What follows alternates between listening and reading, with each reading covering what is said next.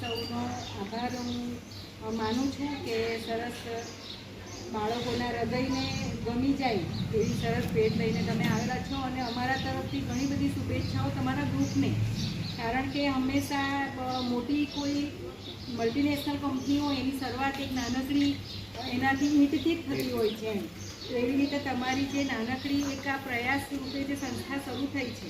તેને અમારા એટલા બધા આશીર્વાદ, અમારી શાળાના અને એટલી બધી દુઆ કે તમારું તમે વધારેમાં વધારે સારા કામ કરી શકો કે જેને કારણે અલ્લાહ સાથે, ભગવાન સાથે તમે કનેક્ટ.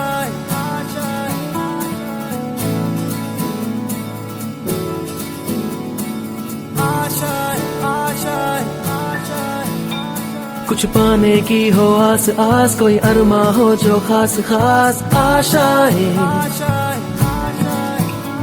हर कोशिश में हो बार बार, करे दरियाओं को आर पार आशाएं, तूफानों को चीर के मंजिल